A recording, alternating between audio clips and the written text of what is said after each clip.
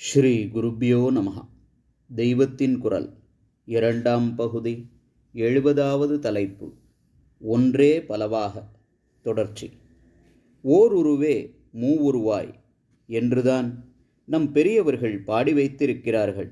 ஒரு குறிப்பிட்ட ஃபிலாசபியைத்தான் சொல்ல வேண்டும், ஒரு சித்தாந்தத்தைத்தான் நிலைநாட்ட வேண்டும் என்ற எண்ணங்கள் இல்லாமல் திறந்த மனசோடு விசாலமான பார்வையோடு தங்களுக்கு தோன்றிய சத்தியங்களையே சொல்லிக்கொண்டு போன மகாகவிகள் எல்லோரும் ஒரே வஸ்துதான் மும்மூர்த்திகளாக 33 தேவதைகளாக ஆகியிருக்கிறதென்று சொல்லியிருக்கிறார்கள்.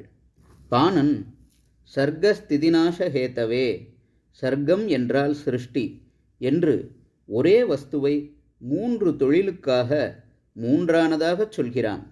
காளிதாசனும் ஸ்பஷ்டமாக ஏக ஏவ மூர்த்திஹி பிபிதே த்ரிதாசா, ஒன்றுதான் பரமாத்மா, அது முத்தொழிலுக்காக மூன்றாகப் பிரிந்தது என்கிறான். 14 புராணங்கள் என்பனவற்றில் சைவமானவைதான் பிரமாணமுடையவை, வைஷ்ணவமானவைதான் பிரமாணமுடையவை என்று கட்சி கட்டினால் கட்சிதான் நிற்குமே ஒழிய சண்டைதான் மிஞ்சுமே தவிர தெளிவு உண்டாகாது, சாந்தி பிறக்காது.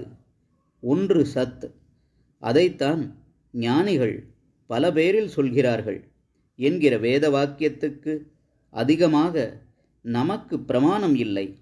ஆகையால் சைவ வைஷ்ணவ பேதபாவங்கள் இல்லாமல் எல்லோரும் அன்போடு கூடி சகல தெய்வங்களையும் பற்றிய விருத்தாந்தங்களை சிரவணம் செய்து ஸ்ரேயஸை அடைய வேண்டும். திருவீசநல்லூர் ஐயாவாள் என்று ஒரு மகான் இருந்தார்.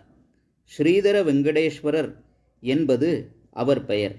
ஆனால் அவர் இருந்த ஊரை மட்டும் சொல்லி பேரை சொல்லாமல் திருவீசநல்லூர் ஐயாவாள் என்றே சகல ஜனங்களும் மரியாதையோடு குறிப்பிடுவார்கள்.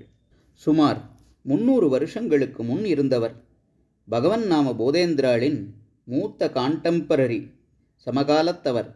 போதேந்திராள் விசேஷமாக ராமநாமாவையும் கோவிந்தநாமாவையும் பிரச்சாரம் செய்து வந்தார். அதே சமயத்தில் ஐயாவாள் சிவநாமாவின் மகிமையை பரப்பி வந்தார். 2 பேருக்குமே சைவ வைஷ்ணவ பேதம் கிடையாது. அதனால் இருவருமே சேர்ந்து கூட திருவீசநல்லூரில் நாம சித்தாந்தத்தை பிரச்சாரம் செய்திருக்கிறார்கள். அவர்களுக்குள் பரஸ்பரம் அன்பும் மரியாதையும் இருந்தன. கலிகாலத்தில் கைகண்ட மருந்து எனப்படும் நாமத்தின் பிரபாவத்தை 2 பேருமே நிலைநாட்டினார்கள். பஜனை சம்பிரதாயத்தில் இவர்களைத்தான் முக்கியமான ஆச்சாரியர்களாக ஸ்தோத்திரம் செய்துவிட்டு அப்புறம் மற்ற தெய்வபரமான நாமாவளிகள் சொல்வது வழக்கம்.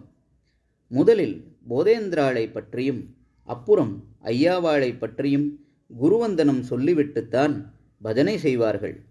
ஐயாவாள் ஒரு ஸ்ராத்த தினத்தன்று பஞ்சமனுக்கு போஜனம் பண்ணி வைத்தார் என்பதற்கு பிராயச்சித்தமாக அவர் கங்கா ஸ்நானம் செய்து வர வேண்டும் என்று நாட்டாண்மைக்காரர்கள் தீர்ப்பு பண்ண அவர்தம் வீட்டு கிணற்றிலேயே கங்கையை பொங்க வைத்தார் என்ற விஷயம் அநேகமாக எல்லாருக்கும் தெரிந்திருக்கும். இப்படி கங்கை வந்தது ஒரு கார்த்திகை அமாவாசையில். இப்போதும் அந்த புண்ணிய தினத்தில் ஆயிரக்கணக்கானவர்கள் திருவீசநல்லூரில் அந்த கிணறு ஜலத்தில் ஸ்நானம் செய்தால் கங்கா ஸ்நான பலன் கிடைக்கும் என்று நம்பி செய்து வருகிறார்கள். ஐயாவாள் சீதா கல்யாணத்துக்கு முன்னால் ஸ்ரீ ராமச்சந்திரமூர்த்தி சிவதனுசை ஒடித்த விஷயத்தை ஓரிடத்தில் சொல்லியிருக்கிறார்.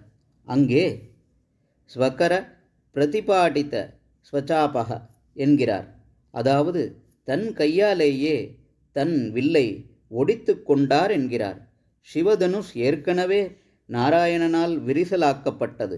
அப்புறம் நாராயணன் ஸ்ரீராமனாக வந்து அதை நன்றாக ஒடித்தே போட்டுவிட்டார் என்பதாக இந்த தனுர்பங்க சமாச்சாரத்தை வைத்து ஈஸ்வரனை தாழ்த்தி பேசுவது நீண்டகாலமாக வந்த ஒரு வாதம்.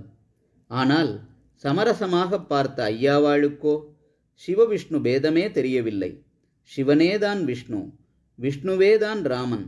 ஆகையினால் ராமனும் சிவனும் ஒன்றுதான். சிவதனுஷ் என்றால் அதுவேதான் ராமதனுசும் தன் கையால் தன் வில்லையே முறித்துப் போட்டார். அவருடைய லீலைக்கு இதெல்லாம் வேண்டியிருக்கிறது என்று எழுதிவிட்டார். ஹரஹர சங்கர, ஜெய ஜெய சங்கர. தெய்வத்தின் குரல் மேலும் ஒலிக்கும்.